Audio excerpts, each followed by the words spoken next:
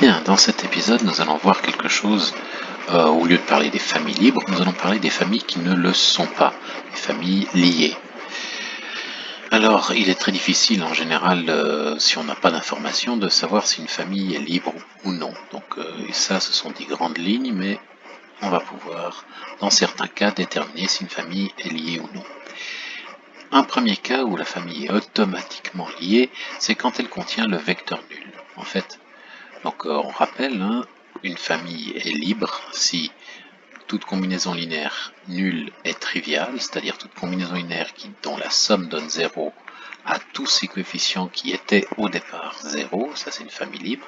Ben, quand une famille est non libre, ben, c'est le contraire, il existe une combinaison linéaire nulle dont les coefficients sont non nuls. Alors si une famille contient le vecteur nul, à ce moment-là, on n'a qu'à multiplier le vecteur nul dans cette famille par n'importe quoi, et ça restera une somme nulle. Donc là, on a un coefficient qui est 5 et qui est différent de 0, donc on a une combinaison linéaire ici. Là, il peut y avoir absolument n'importe quoi, même que des coefficients nuls, mais tout ce qui est important, c'est qu'il y a un au moins des coefficients qui est non nul. Donc on a ici une combinaison linéaire non triviale, mais nulle. Donc la famille n'est pas libre. Donc dès que vous voyez le vecteur 0 quelque part dans une famille, vous pouvez décréter cette famille est liée. Un deuxième cas qu'il est facile de considérer, c'est le cas où la famille contient des vecteurs collinaires. Alors des vecteurs collinaires, ce sont des vecteurs qui peuvent être représentés par des bipoints situés sur une même droite. En gros, on peut représenter les deux vecteurs sur une même droite.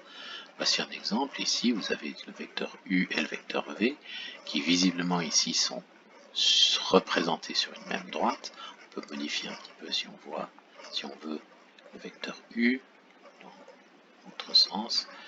Et on voit qu'il y a une combinaison linéaire ici, une fois V plus moins 2,29 fois U, qui donne 0, qui est nul. Donc cette combinaison linéaire est non triviale, et pourtant, elle donne 0.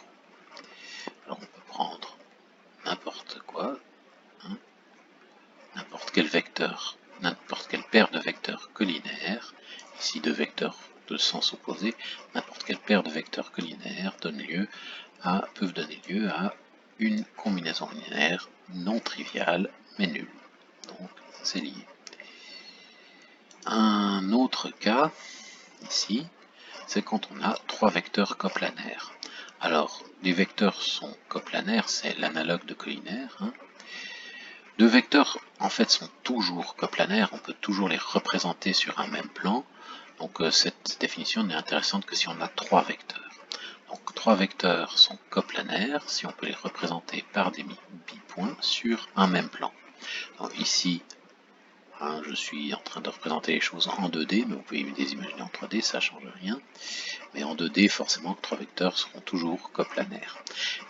Dans le cas où les vecteurs sont coplanaires, à ce moment-là, il y a une combinaison linéaire nulle qui est non triviale.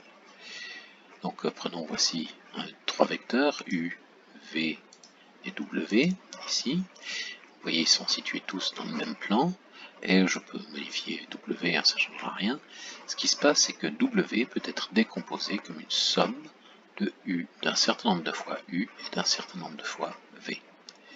Regardez, ici on va le long, on prend ce vecteur-là, hein, qui est collinaire à U, donc on va jusqu'ici, puis ensuite on va dans la direction du vecteur V, donc c'est aussi un multiple de V, la somme de ces deux vecteurs donne W. Je vais représenter les choses ici.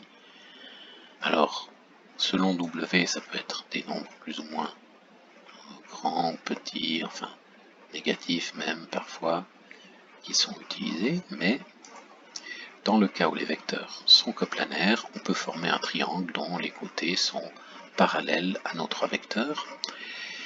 Des triangles non triviaux, c'est-à-dire qu'il y a des côtés de longueur non nulle. Donc le troisième vecteur, un des vecteurs, s'exprime forcément comme combinaison linéaire des deux autres. Puisqu'un des vecteurs s'exprime comme combinaison linéaire des deux autres, on peut tout mettre du même côté, on obtient une combinaison linéaire ici, qui est nulle, mais non triviale. les coefficients ici, il y en a au moins un de non nul. Bon là ils sont tous non nuls, mais il suffit qu'il y en ait au moins un de non nul. Là vous pouvez vous amuser à changer les vecteurs, mais dès qu'il y en a 3 dans un même plan, c'est fini. C'est une famille liée. Bon, en général, qu'est-ce qui se passe si on regarde un peu mieux, le vecteur nul est automatiquement lié. Donc c'est comme si on avait un point, si on donne un vecteur sur le point, mais automatiquement lié. Ici, donc, donner un vecteur, c'est déjà trop dans l'espace vectoriel nul. Ici, quand on est sur une droite, donc en fait dans un espace vectoriel de dimension 1, donner deux vecteurs, ça donnera automatiquement une famille liée. Et quand on est dans un espace en 2 dimensions, donner 3 vecteurs dedans, ça donnera aussi automatiquement une famille liée. Donc en général, une famille est liée s'il y a trop de vecteurs. Bon, et puis notez que si on en donne encore plus de vecteurs, si là j'avais donné 4 vecteurs, il suffit de considérer 3, c'est lié, puis le quatrième, on l'oublie. Dès qu'une famille contient une sous-famille liée, elle est liée aussi. Donc, de façon générale, quand il y a trop de vecteurs, la famille est liée. Merci.